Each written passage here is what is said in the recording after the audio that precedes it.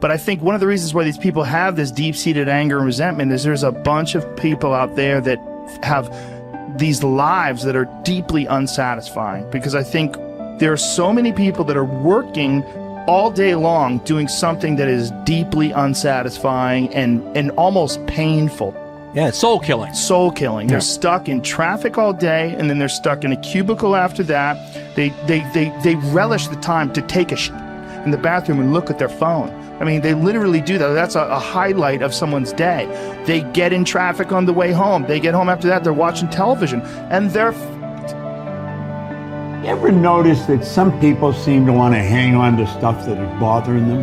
They're forever talking about it. They don't want to let it go. They've had a failure at something and it's grown. I can't get over it. They just can't get over it. Or somebody said something nasty to them. They don't want to let it go. Do you know what we should do? We should ask ourselves, everything that happens, is this serving you? Is this serving you? And if it's not serving you, get rid of it. You don't want anything in your life that's not serving you, that's not causing you to grow, that's not adding to the quality of your life. I don't care what it is. You will find some people, they just hold on to bad stuff. They hold on to problems. They don't want to seem to let it go. And that adds more problems. Whatever you focus on grows. The only thing that can grow is the thing you give energy to. Why would you hold on to anything that's not serving you? How bad does it have to get? I mean, to what denominator, to what lowest level do you have to reach before people really make up their mind to change? My message is, why wait? I mean, when you're feeling so altered emotionally, you feel so bad, that's the moment you could actually see yourself for the first time, because you're not answering your cell phone, you're not responding to all your texts, you're not watching TV, you're not going out to dinners, you're not calling people back. Something's altered in you, and you're starting to become self-aware, right? I dare you to analyze yourself first, your company first, your character, your behavior, your work ethics. I dare you to analyze it and see if there's any change you can make. See, you cannot manage time, but you can manage activity. You can manage your activities. Make certain that what you're doing really makes a difference. Make certain that you're spending your time on activities that are productive, that are taking you in the direction of your goal. If you think about the person that you want to become, what's that person do every day that you don't do right now? And when you start to do the thing that the person you want to become is doing, you leverage something called behavioral activation therapy. And that is a whole body of research that says when you act like the person you want to become, it's the most powerful way to change a habit. It's even better therapy than talk therapy, because the action proves to your brain that you're becoming that person. You're seeing the change through the action, and so then the brain catches up and starts to relate to you like a person that's confident, or a person who adores their appearance, or a person that celebrates themselves exactly as they are. Before you start the day, ask yourself, how do I want to think today? How do I want to feel? How do I want to behave? I mean, what would greatness look like? What would love look like today? What could I do that would be really cool for me at the end of the day? Say, wow, so I had a good day today. What would make me feel that way? And if you can't find an answer to that, start reading. Who reads anymore? Read a book. I read so many books a week. I know, I'm that way too. So read something about, you want to be wealthy? Read a book about someone who became wealthy, and get real and realize they may have failed 50 times before they actually pulled it off. Or what were their characteristics? What were their traits? What made them? It wasn't about their wealth. It was about who they became. That's the key, right? So fill your brain with a little knowledge, and then just start asking yourself, what's the greatest expression of myself that I can be today?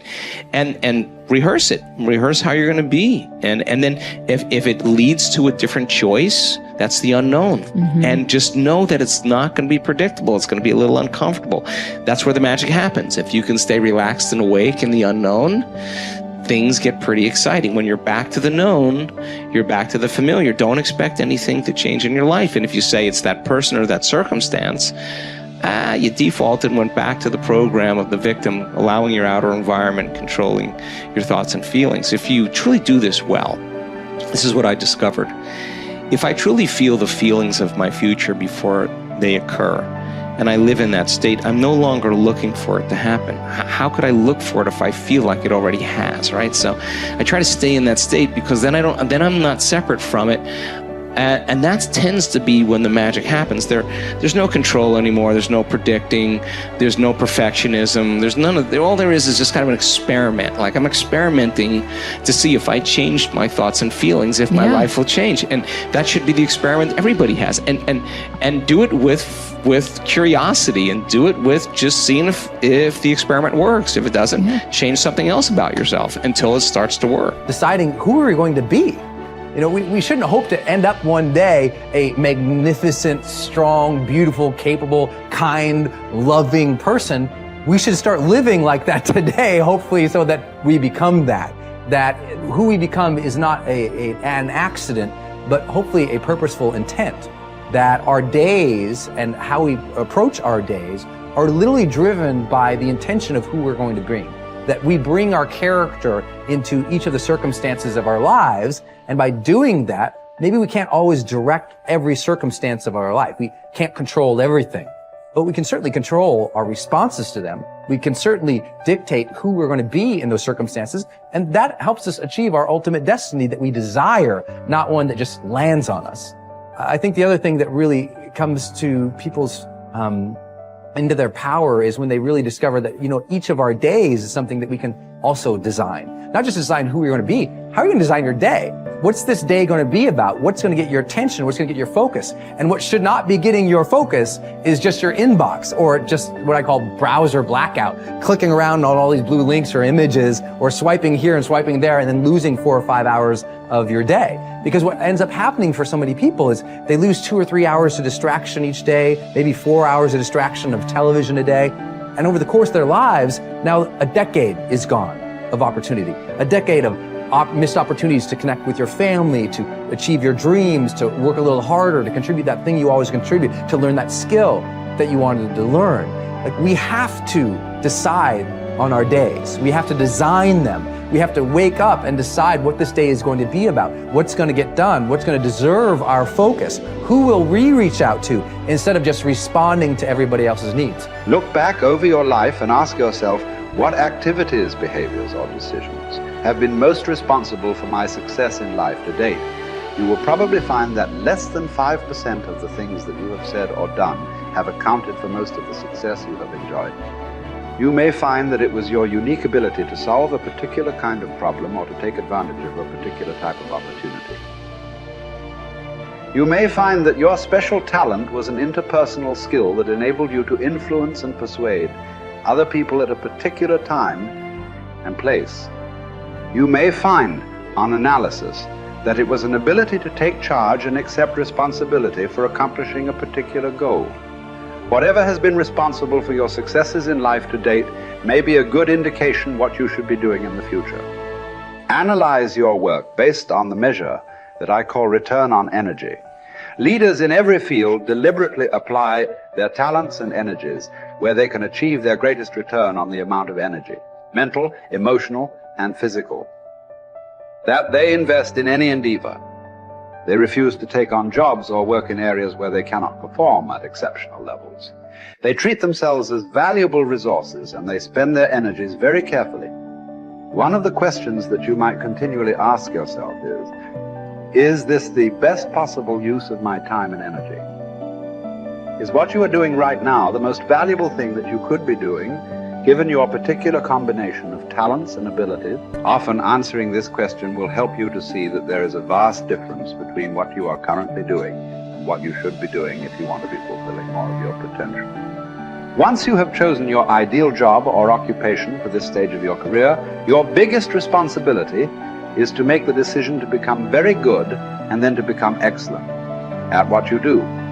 In a lengthy study on successful Americans, the Gallup organization discovered that expertise, or being recognized by your peers as one of the very best in your field, was one of the essential ingredients for success in American life.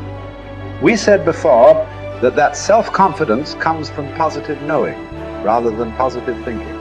It is only when you know that you are outstanding in your chosen field that you really feel terrific about yourself, and that you enjoy high levels of self-confidence. Men and women who are good at what they do and who know that they are good at what they do are very different from those who are only average. They walk and talk and dress and behave differently. They have an attitude of assurance and certainty about themselves that causes them to stand out in any group. They have a deep down sense of self-worth and self-confidence that is evident to everyone around them. The quality of a person's life is in direct proportion to their commitment to excellence, no matter what their chosen field.